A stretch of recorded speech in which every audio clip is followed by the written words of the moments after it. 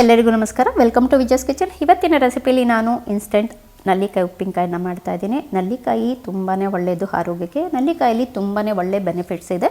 ಹಾಗಾಗಿ ನಲ್ಲಿಕಾಯಿನ ನಾವು ಡೈರೆಕ್ಟಾಗಿ ತಿನ್ನೋಕ್ಕಾಗಲ್ಲ ಅಂದಾಗ ಈ ರೀತಿ ಉಪ್ಪಿನಕಾಯಿನ ಮಾಡಿಟ್ಕೊಂಡ್ರೆ ಬೆಳಗಿನ ಬ್ರೇಕ್ಫಾಸ್ಟ್ಗೆ ಆಗಲಿ ಊಟದ ಜೊತೆಗೆ ಆಗಲಿ ತೊಗೊಳ್ಬೋದು. ಈಗ ಮಾಡೋದು ಹೇಗೆ ಅಂತ ನೋಡೋಣ. ಸ್ಟವ್ ಮೇಲೆ ಇಲ್ಲಿ ನಾನು ಸ್ಟೀಮ್ ಪಾತ್ರೆಯನ್ನು ಇಟ್ಕೊಂಡಿದ್ದೀನಿ. ಕೆಳಗಡೆ ನೀರು ಹಾಕಿ ಅದ್ರ ಮೇಲೆ ಪ್ಲೇಟನ್ನು ಇಟ್ಕೊಂಡು ಇವಾಗ ಇದಕ್ಕೆ ನಲ್ಲಿಕಾಯಿನ ಚೆನ್ನಾಗಿ ತೊಳೆದು ಒರೆಸಿ ಡ್ರೈ ಮಾಡಿ ಇಟ್ಕೊಳ್ಬೇಕು.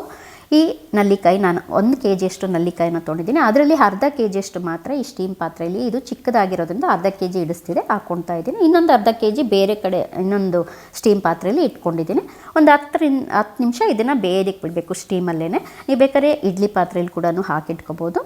ಈ ಥರ ನೋಡಿ, ಒಂದು 10 ನಿಮಿಷ ಆದಮೇಲೆ ಈಗ ತೆಗೆದುಬಿಟ್ಟು ಈ ರೀತಿ ಒಂದು ಸರಿ ಫೋರ್ಕಿಂದ, ಬಿಸಿ ಇರೋದ್ರಿಂದ ಕೈಯಲ್ಲಿ ಮಾಡೋಕ್ಕಾಗಲ್ಲ, ಫೋರ್ಕಿಂದ ಈ ಥರ ಅಂದರೆ ಸಾಕು. ನೋಡಿ, ಮೆತ್ತಗಾಗುತ್ತೆ, ಬಿಟ್ಕೊಳ್ಳುತ್ತೆ ತಾನಾಗೇ ನಲ್ಲಿಕಾಯಿ ಎಲ್ಲ. 10 ನಿಮಿಷ ಬೇಯಿಸ್ಕೊಂಡ್ರೆ ಸಾಕು. ತುಂಬ ಜಾಸ್ತಿನೂ ಸ್ಟೀಮಲ್ಲಿ ಬೇಯಿಸ್ಕೊಳ್ಬಾರ್ದು. ಸ್ಟೀಮಲ್ಲಿ ಬೇಯಿಸ್ಕೊಂಡಿರೋಂಥ ನಲ್ಲಿಕಾಯಿ ಎಲ್ಲನೂ ತಣ್ಣಗಾದ್ಮೇಲೆ ಈ ರೀತಿ ಸಪ್ರೇಟಾಗಿ ಎಲ್ಲನೂ ಅಂದರೆ ಬೀಜ ಎಲ್ಲ ಸಪ್ರೇಟ್ ಮಾಡ್ಕೊಬೇಕಾಗತ್ತೆ. ಸಪ್ರೇಟ್ ಮಾಡ್ಕೊಂಡಿರೋಂಥ ನಲ್ಲಿಕಾಯಿನೆಲ್ಲ ಒಂದು ಕಾಟನ್ ಬೆಟ್ಟ ಮೇಲೆ ಹಾಕಿ ಬಿಟ್ಟರೆ ಬೇಗ ಡ್ರೈ ಆಗುತ್ತೆ. ಅಂದರೆ ಯಾವುದೇ ರೀತಿ ತೇವಾಂಶ ಇರಬಾರ್ದು. ಈ ರೀತಿ, ಅಥವಾ ನೀವು ಪ್ಲೇಟ್ನಲ್ಲೇ ಬೇಕಾದ್ರೂ ಬಿಟ್ಟು ಒಂದು ಸ್ವಲ್ಪ ಹೊತ್ತು ಟೈಮ್ ತೊಗೊಳುತ್ತೆ. ಪ್ಲೇಟಲ್ಲೇ ಬಿಟ್ಟರೆ ಕಾಟನ್ ಬಟ್ಟೆ ಮೇಲೆ ಹಾಕಿದ್ರೆ ಸ್ವಲ್ಪ ಬೇಗ ಡ್ರೈ ಆಗುತ್ತೆ. ನೀರಿಲ್ಲದೆ ಇರೋಂಗೆ ಡ್ರೈ ಮಾಡ್ಕೋಬೇಕು.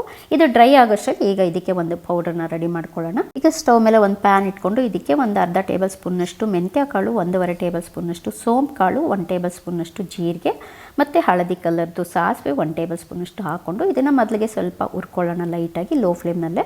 ಇದನ್ನು ಹುರ್ಕೊಂಡಾದಮೇಲೆ ನಾರ್ಮಲಾಗಿ ನಾವು ಅಡುಗೆಗೆಲ್ಲ ಯೂಸ್ ಮಾಡೋವಂಥ ಬ್ಲ್ಯಾಕ್ ಸಾಸಿವೆ ಏನಿದೆ ಅದನ್ನು 1.5 ಟೇಬಲ್ ಸ್ಪೂನಷ್ಟು ಹಾಕ್ಕೊಳ್ತಾ ಇದ್ದೀನಿ.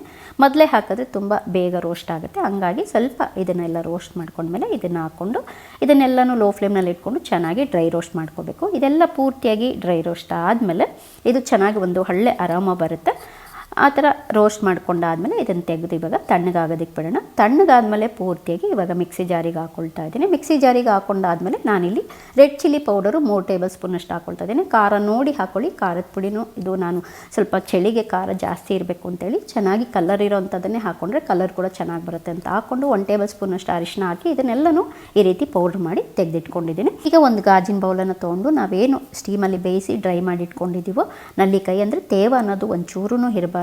ಅದೇ ಥರನೇ ನಾನಿಲ್ಲಿ 100 ಗ್ರಾಮಷ್ಟು ಶುಂಠಿ, 100 ಗ್ರಾಮಷ್ಟು ಹಸಿಮೆಣಸಿನ್ಕಾಯಿ ಕೂಡ ಚೆನ್ನಾಗಿ ತೊಳೆದು ಶುಂಠಿದು ಸಿಪ್ಪೆ ಎಲ್ಲ ತೆಗೆದು ಈ ರೀತಿ ಉದ್ದುದ್ದ ಹೆಚ್ಚಿಟ್ಕೊಂಡಿದ್ದೀನಿ. ಮತ್ತು ಹಸಿಮೆಣಸಿನ್ಕಾಯಿ ಅಷ್ಟೇ, ನೀವು ಒಂದು ವೇಳೆ ತುಂಬ ಉದ್ದ ಇತ್ತು ಅಂದರೆ ಅರ್ಧಕ್ಕೆ ಕಟ್ ಮಾಡಿ ಅದನ್ನು ಮಧ್ಯಕ್ಕೆ ಸೀಳ್ಕೊಳ್ಬೇಕಾಗತ್ತೆ.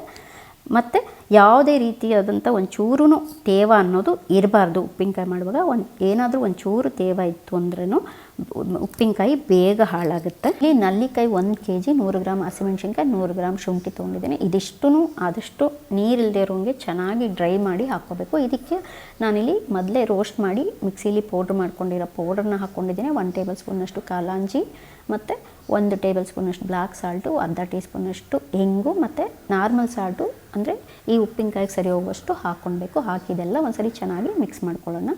ಕಲಾಂಜಿ ಮತ್ತು ಬ್ಲ್ಯಾಕ್ ಸಾಲ್ಟ್ ಹಾಕೋದ್ರಿಂದ ಒಂದು ಡಿಫ್ರೆಂಟ್ ಟೇಸ್ಟ್ ಕೊಡುತ್ತೆ. ಉಪ್ಪಿನಕಾಯಿ ತುಂಬ ಚೆನ್ನಾಗಿರುತ್ತೆ. ಮತ್ತು ಇದಕ್ಕೆ ನಾನು 1 ಟೇಬಲ್ ಸ್ಪೂನಷ್ಟು ಅಜ್ವೈನ್ ಅಂದರೆ ಓಮ್ ಕಾಳನ್ನು ಹಾಕ್ಕೊಂಡಿದ್ದೀನಿ. ಹಾಕಿ ಎಲ್ಲನೂ ಒಂದ್ಸರಿ ಚೆನ್ನಾಗಿ ಮಿಕ್ಸ್ ಮಾಡ್ಕೊಳ್ಬೇಕು. ಮಿಕ್ಸ್ ಮಾಡ್ಕೊಂಡಾದಮೇಲೆ ನಾನು ಮೊದಲೇ ಎಣ್ಣೆನ ಮೀಡಿಯಮ್ ಫ್ಲೇಮ್ನಲ್ಲಿ ಇಟ್ಬಿಟ್ಟು ಕಾಯೋದಕ್ಕೆ ಬಿಟ್ಟಿದ್ದೆ. ಎಣ್ಣೆನ ಚೆನ್ನಾಗಿ ಕಾಯಿಸ್ಕೋಬೇಕು. ಯಾವುದೇ ಕಾರಣಕ್ಕೂ ಜೋರು ಉರಿಲಿ ಎಣ್ಣೆನ ಕಾಯಿಸ್ಕೊಳ್ಬಾರ್ದು.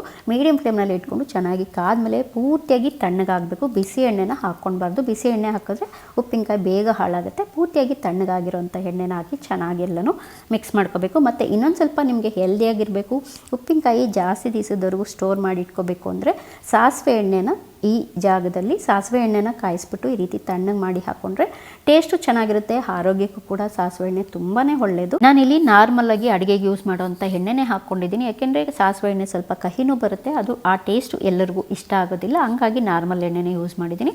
ಹೆಲ್ದಿಯಾಗಿ ಬೇಕು ಅನ್ನೋರು ಖಂಡಿತ ಸಾಸಿವೆ ಎಣ್ಣೆನ ಯೂಸ್ ಮಾಡ್ಕೊಳ್ಳಿ, ತುಂಬ ಚೆನ್ನಾಗಿರುತ್ತೆ. ಮತ್ತು ನೋಡಿದ್ರಲ್ಲ, ವಿಂಟರಲ್ಲಿ ಈ ರೀತಿ ಮಾಡಿಟ್ಕೊಂಡು ಇದನ್ನು ಒಂದು ಗಾಜಿನ ಬಾಟ್ಲಿಗೆ ಹಾಕಿ 1-2 ದಿವಸ ಬಿಸಿಲಲ್ಲಿ ಇಟ್ಕೊಂಡ್ರೆ ತುಂಬ ದಿವಸದವರೆಗೂ ಸ್ಟೋರ್ ಮಾಡಿ ಕೂಡ ಫ್ರಿಜ್ಜಲ್ಲಿ ಇಟ್ಕೊಳ್ಬೋದು. ತುಂಬ ದಿವಸದವರೆಗೂ ಇರುತ್ತೆ. 15 ದಿವಸದವರೆಗೂ ಆಚೆ ಇಟ್ಟರೆ ಏನೂ ಆಗೋದಿಲ್ಲ. 4-5 ತಿಂಗಳವರೆಗೂ ಫ್ರಿಜ್ಜಲ್ಲಿ ಕೂಡ ಇಟ್ಕೊಂಡು ಯೂಸ್ ಮಾಡ್ಕೋಬೋದು. ಸ್ವಲ್ಪ ಕಲರ್ ಚೆನ್ನಾಗಿ ಬರಬೇಕು ಅಂದರೆ ಸ್ವಲ್ಪ ಕಲರ್ ಇರೋವಂಥ ಖಾರದ ಪುಡಿನ ಯೂಸ್ ಮಾಡಿ. ನೋಡೋದಕ್ಕೂ ತುಂಬ ಚೆನ್ನಾಗಿರುತ್ತೆ, ರುಚಿನೂ ತುಂಬ ಚೆನ್ನಾಗಿರುತ್ತೆ. ನೋಡಿದ್ರಲ್ಲ, ತುಂಬ ಸಿಂಪಲ್ಲಾಗಿ ವಿಂಟರಲ್ಲಿ ಇನ್ಸ್ಟೆಂಟಾಗಿ ಮಾಡೋವಂಥ ನಲ್ಲಿಕಾಯಿ ಉಪ್ಪಿನಕಾಯಿ ನಿಮ್ಮೆಲ್ಲರಿಗೂ ಇಷ್ಟ ಆಗಿದ್ರೆ ಒಂದು ಲೈಕ್ ಮಾಡಿ, ಶೇರ್ ಮಾಡಿ. Thank you for watching.